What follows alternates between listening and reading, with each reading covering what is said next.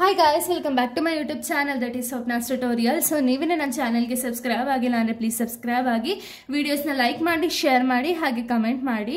So ಇವತ್ತು ನಾನು ಮಾಡ್ತಿರೋ ಸಬ್ಜೆಕ್ಟ್ ಯಾವುದು ಅಂದರೆ ಥರ್ಡ್ ಸೆಮ್ BComನ ಕಾಸ್ಟ್ ಅಕೌಂಟಿಂಗ್ ಅಥವಾ ಫಂಡಮೆಂಟಲ್ ಕಾಸ್ಟಿಂಗ್ ಅಂತ ಹೇಳಿ. ಸೊ ಈ ಒಂದು ಸಬ್ಜೆಕ್ಟ್ನ ಎಕ್ಸ್ಪ್ಲೈನ್ ಮಾಡ್ತಿದ್ದೀನಿ.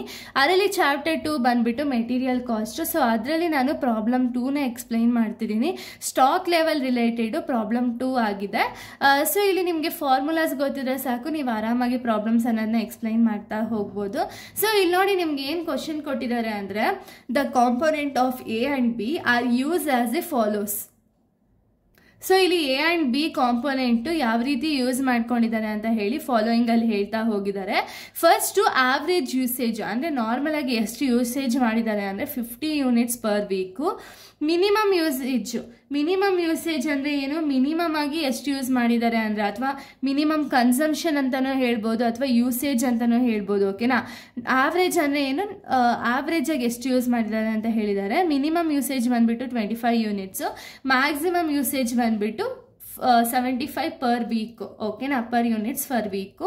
ನೆಕ್ಸ್ಟ್ ROP ರೀಆರ್ಡರ್ ಪೀರಿಯಡ್ ಎಷ್ಟಿದೆ ಅಂತ ಹೇಳಿ ಕೊಟ್ಟಿದ್ದಾರೆ. ಇಲ್ಲಿ 2 ಕಾಂಪೊನೆಂಟ್ಸ್ನ ಮೆನ್ಷನ್ ಮಾಡಿದ್ದಾರೆ, A and B. ಎರಡಕ್ಕೂ ಕೂಡ ಸಪ್ರೇಟ್ ಆಗಿ ನೀವು ಮಾಡಬೇಕಾಗುತ್ತೆ.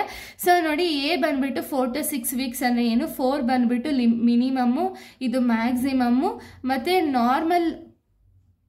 ಓಕೆನಾ. ಇಲ್ಲಿ ಮಿನಿಮಮ್ ಮತ್ತು ಮ್ಯಾಕ್ಸಿಮಮ್ನ ಕೊಟ್ಟಿದ್ದಾರೆ. ನಾರ್ಮಲ್ ಯಾವ ರೀತಿ ಫೈಂಡ್ ಔಟ್ ಮಾಡಬೇಕು ಅಂತ ನಾನು ಆಮೇಲೆ ಹೇಳ್ತಾ ಹೋಗ್ತೀನಿ. ಇನ್ನು ನೆಕ್ಸ್ಟ್ Bಗೂ ಕೊಟ್ಟಿದ್ದಾರೆ 2 to 4 ಅಂತ ಹೇಳಿ. ನೆಕ್ಸ್ಟ್ ROQನ ಕೊಟ್ಟಿದ್ದಾರೆ, ರೀಆರ್ಡರ್ ಕ್ವಾಂಟಿಟಿ ಅಂತ ಹೇಳಿ. ಇದು ಕಾಂಪೌಂಡ್ A and B ಎರಡಕ್ಕೂ ಕೊಟ್ಟಿದ್ದಾರೆ. A ಬಂದ್ಬಿಟ್ಟು 400 ಯೂನಿಟ್ಸು, B ಬಂದ್ಬಿಟ್ಟು 600 ಯೂನಿಟ್ಸ್ ಆಗಿದೆ. Next earliest possible time for delivery ಅಂದರೆ ಎಮರ್ಜೆನ್ಸಿ ಪೀರಿಯಡ್ ಕೊಟ್ಟಿದ್ದಾರೆ. 3 ಬಂದ್ಬಿಟ್ಟು Aಗೆ 3 ವೀಕ್ಸು, Bಗೆ 2 ವೀಕ್ಸ್ ಅಂತ ಇಲ್ಲಿ ಹೇಳಿದ್ದಾರೆ. ಓಕೆನಾ. ಸೊ ಇವಾಗ ಡೈರೆಕ್ಟ್ ನಾವು ಆನ್ಸರ್ನ ನೋಡೋದಾದ್ರೆ ಯಾವ ರೀತಿ ಬರೀಬೇಕು ಅಂದರೆ ಫಸ್ಟ್ ನಾವು ರೀಆರ್ಡರ್ ಲೆವೆಲ್ನ ಫೈಂಡ್ ಔಟ್ ಮಾಡಬೇಕಾಗುತ್ತೆ. ಓಕೆನಾ.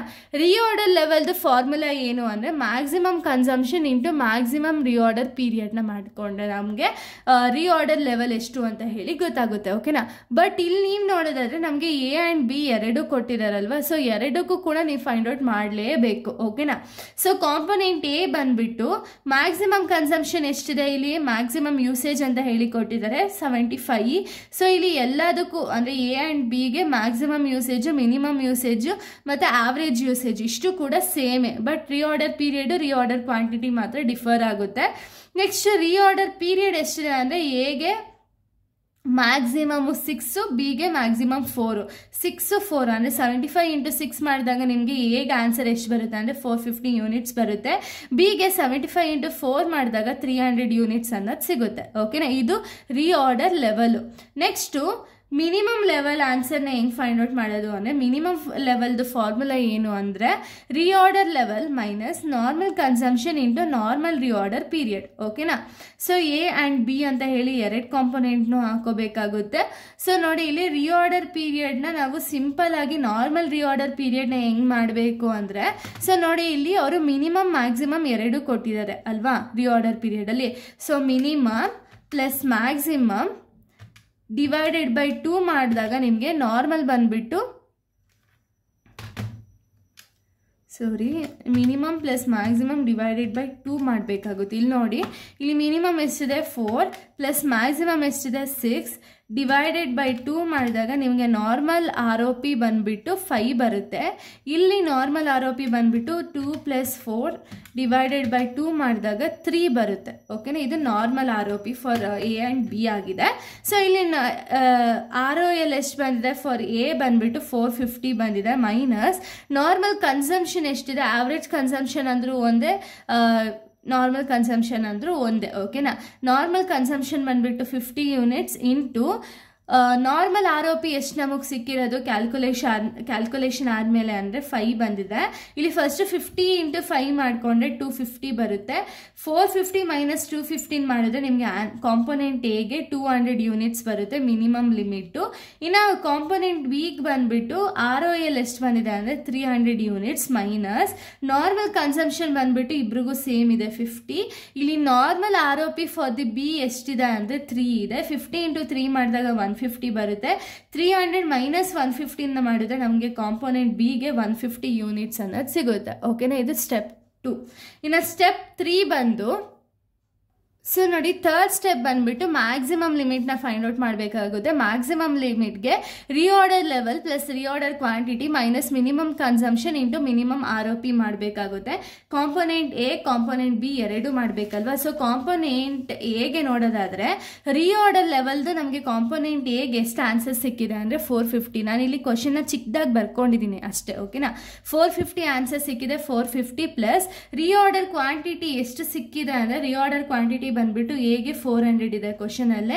ಸೊ ಪ್ಲಸ್ 400ನ ಮಾಡಿದ್ರೆ 850 ಬರುತ್ತೆ. ಇಲ್ಲಿ minimum consumption into minimum ROP ನಾವು ನೋಡೋದಾದ್ರೆ ಸೊ ನೋಡಿ, ಮಿನಿಮಮ್ ಕನ್ಸಂಪ್ಷನ್ 25, ಮಿನಿಮಮ್ ROP ಅಂದ್ರೆ ಸ್ಟಾರ್ಟಿಂಗ್ ಇರುತ್ತಲ್ಲ ಅದನ್ನ ROP ಅಂತೀವಿ, ಇಂಟು 4 ಮಾಡಿದ್ರೆ 25 ಇಂಟು 4 ಮಾಡಿದಾಗ 100 ಬರುತ್ತೆ.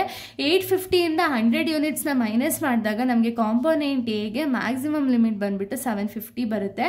ಅದೇ ರೀತಿ ಕಾಂಪೋನೆಂಟ್ ಬಿಗೆ ROL ಬಂದ್ಬಿಟ್ಟು ಆನ್ಸರ್ 300 ಇದೆ. ಸೊ 300 ಪ್ಲಸ್ ROQ ಎಷ್ಟಿದೆ ಅಂದರೆ ROQ ಬಂದ್ಬಿಟ್ಟು 600 ಅಂತ ಹೇಳಿ ಅವರೇ ಕೊಟ್ಟಿದ್ದಾರೆ. ಮೈನಸ್ ಮಿನಿಮಮ್ ಕನ್ಸಂಪ್ಷನ್ ಇಬ್ರಿಗೂ ಕೂಡ ಸೇಮು 25, ಮಿನಿಮಮ್ ROP ಬಂದ್ಬಿಟ್ಟು ಇವರೇ ಮೆನ್ಷನ್ ಮಾಡಿದ್ದಾರೆ 2. ಓಕೆನಾ, ಸೊ 900 ಮೈನಸ್ 50 ಮಾಡಿದಾಗ ನಮಗೆ 850 ಕಾಂಪೋನೆಂಟ್ಸ್ ಬಂದ್ಬಿಟ್ಟು 850 ಅನ್ನೋದು ಸಿಗುತ್ತೆ. ಓಕೆನಾ, ನೆಕ್ಸ್ಟ್ ಸ್ಟೆಪ್ ಬಂದ್ಬಿಟ್ಟು ಆವ್ರೇಜ್ ಲಿಮಿಟ್. ಆವ್ರೇಜ್ ಲಿಮಿಟ್ನ ಹೆಂಗೆ ಫೈಂಡ್ ಔಟ್ ಮಾಡೋದು? Minimum limit plus maximum limit divided by 2ನ ಮಾಡಬೇಕಾಗುತ್ತೆ.